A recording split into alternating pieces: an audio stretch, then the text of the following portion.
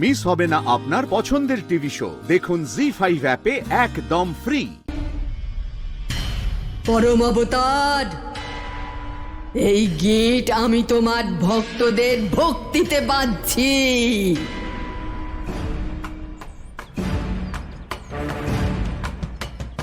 এখনো পর্যন্ত আমি মাত্র কয়েকজনের বস্ত্র চুরি করেছি।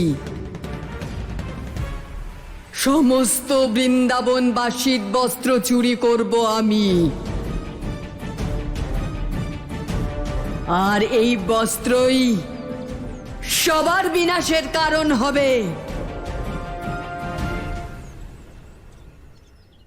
কানাই, আমার পাগড়ি এমন ভাবে উড়লো যে আমি বুঝতেই পারলাম না কোথায় গেল। কানাই, আমি আর বাইরে বেরোবো না। মনে হয় বৃন্দাবনের বনে কোনো পেতনি ঘুরছে যে সবার বস্ত্র জড়ো করছে। কিন্তু কানাই, ওই পেতনি আমাদের বস্ত্র কেন নিয়ে নিচ্ছে? ওর নিজের বস্ত্র নেই নাকি? দাম, পেতনি তো ওকে নিয়ে যাবে ভেবেছিল। ভাগ্য ভালো যে শুধু বস্ত্র নিয়ে গেছে, না হলে ও এতক্ষণে পেতনির ভোজন হয়ে যেত। আরে আমরা সবাই এখানে ওই বস্ত্র চোরকে ধরবো বলে একত্রিত হয়েছি, মজা করার জন্য হয়নি। কানাই, তুই বল, তোর কি পরিকল্পনা? দাদা, যতক্ষণ ওই বস্ত্রচোরকে আমি নিজের চোখে না দেখছি ততক্ষণ আমি পরিকল্পনা কি করে করব? কিন্তু গোয়ালা, প্রশ্ন হলো, কেউ আমাদের বস্ত্র কেন চুরি করবে? আমাদের বস্ত্র চুরি করে ও আমাদের কি ক্ষতি করতে পারবে? গোপিনী গুরুদেব বলেন যে আমরা যে বস্ত্র ধারণ করি সেই বস্ত্র আমাদের আত্মতত্ত্বের সঙ্গে যুক্ত থাকে। যদি কারোর ক্ষতি করার হয় তাহলে সেই মানুষের বস্ত্র দিয়ে তার ক্ষতি করা সম্ভব। তাহলে তো এই সংকট শুধু বস্ত্রের নয়, বরং বৃন্দাবনবাসীদের জীবনের। তাহলে আমাদের কি করা উচিত কানাই? দাদা, আমাদের সবার আগে ওই বস্ত্রচোরকে খুঁজতে হবে।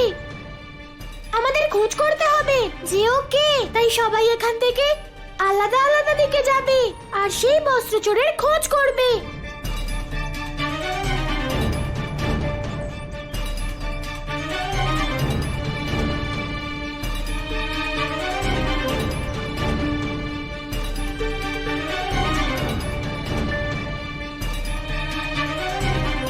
এটা তোরা কি করছিস? তোরা এখানে চোর খুঁজতে এসেছিস না কলা পাতায় খেতে? কানাই, এই কলা পাতাগুলো আমরা খাওয়ার জন্য নয়, বরং নিজেদের ঢাকার জন্য নিয়ে এসেছি। হ্যাঁ কানাই, কে জানে ওই বস্ত্রচোর আমাদের বস্ত্র কখন চুরি করে নিয়ে যাবে। এতজন একসঙ্গে খুঁজলে কোন ওষুধ তাহলে সামনে আসবে? রাধা, তাহলে তোমার মতে কিভাবে খোঁজা উচিত ওই চোরকে? সেটা আমি জানি না, কিন্তু আমার এই চিন্তা অবশ্যই হচ্ছে যে অসুরকে আমরা বনে খুঁজছি সে আবার বৃন্দাবনে পৌঁছে যায়নি তো। জি5 ডাউনলোড করুন আর সব এপিসোড দেখুন একদম ফ্রি।